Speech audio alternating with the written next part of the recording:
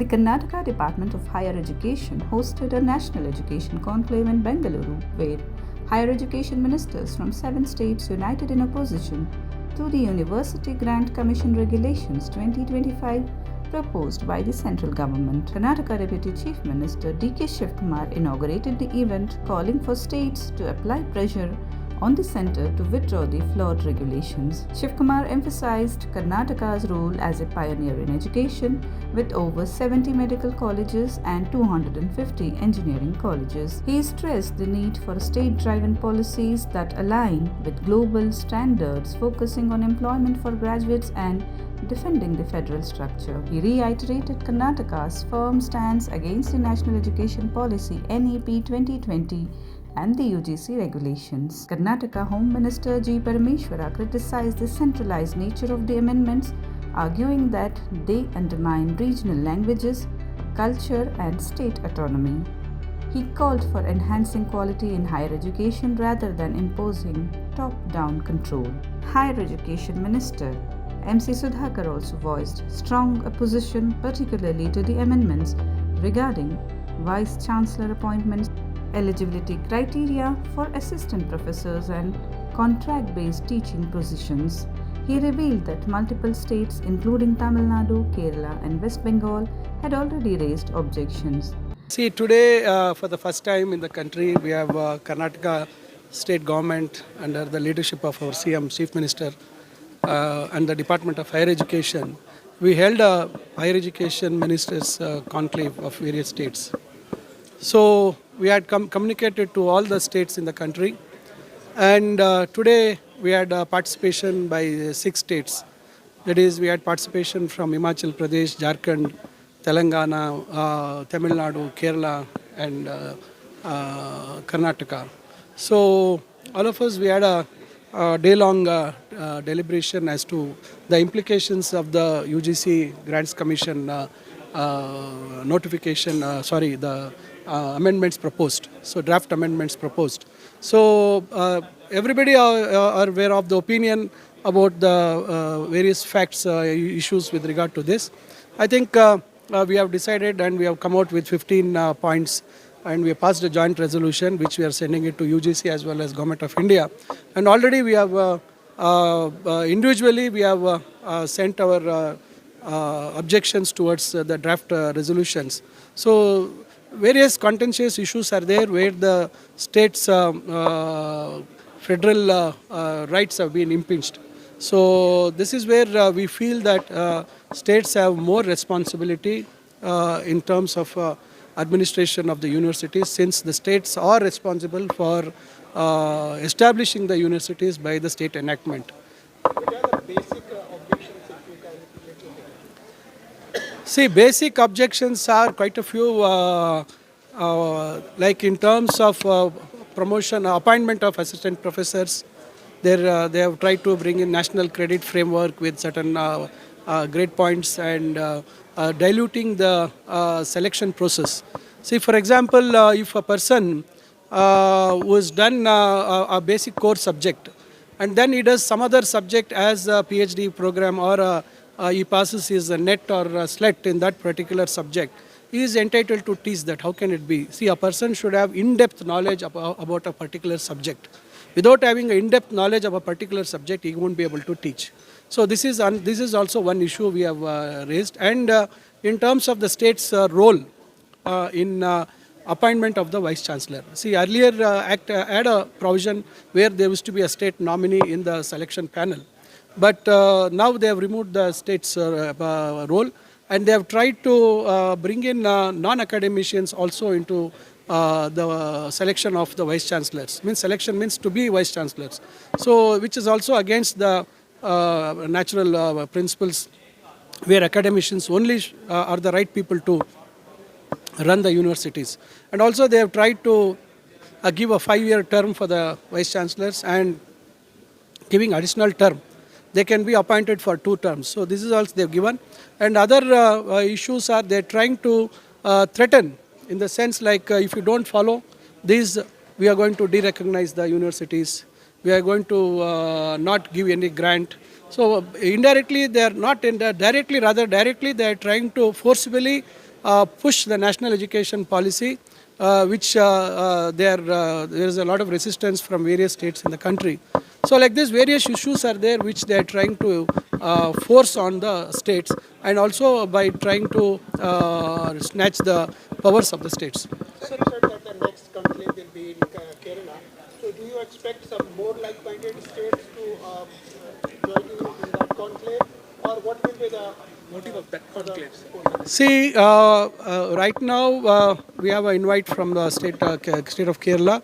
On the 20th, they have called for the meeting. They're organizing this conclave, and we have also accepted, and we are going to participate. Let's see. I think might be after this conclave, some more states might join. Let's hope for good. Let's hope there will be a collective resistance towards this unconstitutional approach of UGC trying to circumvent the or rather take away the powers of the states. Do you think that there is some political motive behind it, like when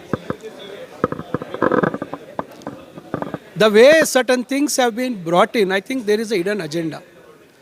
So I think they are trying to bring in their agenda through the UGC, it looks like. But let's see. Time alone will be able to give the answer. Let's wait and watch. The conclave's deliberations will continue with a joint resolution set to be submitted to the Minister of Higher Education outlining the collective concerns. Ministers also discussed further actions to counter the proposed amendments. This meeting is to see that a cooperative federalism spirit should be adhered to, especially in terms of education also. The draft UGC guidelines were issued by the University Grant Commission. There are 7 to 8 specific subjects pertaining to the higher education, whether it may be the Vice Chancellor's selection, whether it may be the assistant professor's recruitment, or whether it may be something related to the number of students required, which requires and inculcate the parameters which are required into that. So these are all things which are creating disturbance in terms of the state interest to promote our education in their own states. I belong to Telangana, and from Telangana, our Chief Minister, who holds the education portfolio too, was also emphatic in telling that, when there is no voice on behalf of our government, when a Vice Chancellor is being selected, state government till now had a choice of putting one representative in that selection committee, that search committee. That has been moved, and he was the chairman. State government nominee was the chairman till now. In the draft UGC guidelines, it is mentioned that the Chancellor's nominee will be the chairman, removing the state government nominee, and also the nominee won't be there. So when the state government finances most of the universities with its own resources, state government has its own, curriculum. State government over the last few decades have developed these universities. And state government knows what should be the regulatory framework for all these universities. Suddenly, you leave no chance and space for the state governments to play a proactive role in terms of efficiency in building that the vibrant education system for the higher education.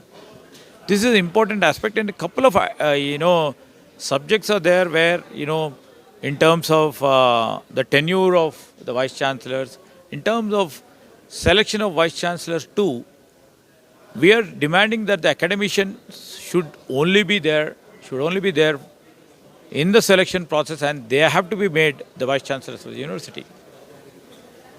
Well, sir, we saw that there are 7 states came together. and all the states belong to the opposition party. So do you think that when you send your whatever resolution is passed today to the UGC, the central government will definitely say that it's the agenda. No, they may say or they may not say, but it's a part and parcel.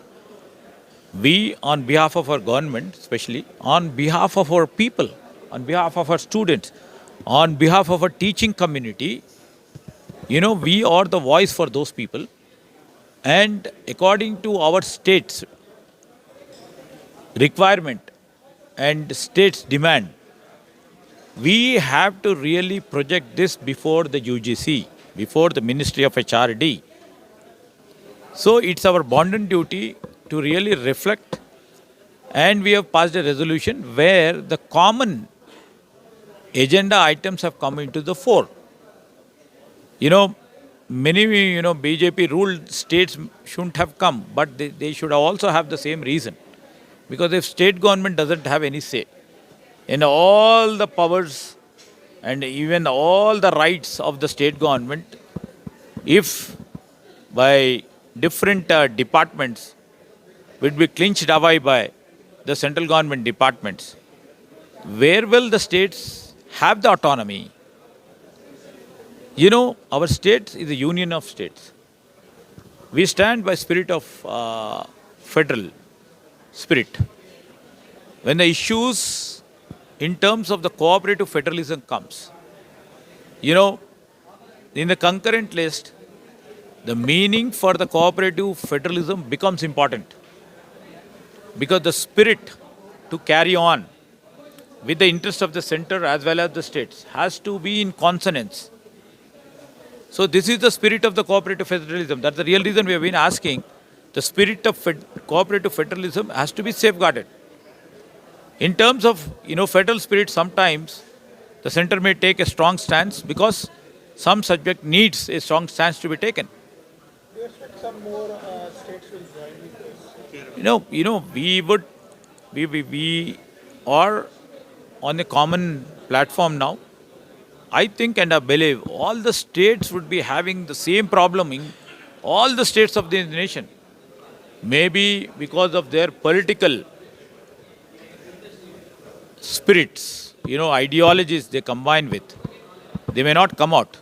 But I believe they will also sail with us and try to bring a strong, vibrant India by taking the state interest along with the center's interest and build a strong India rather than centralizing all the rights and functions of our state under the center. This we are trying to put forward and we are requesting now.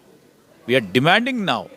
And we hope the UGC will come back, try to deliberate, try to have a discussion, try to come up with a meaningful solution.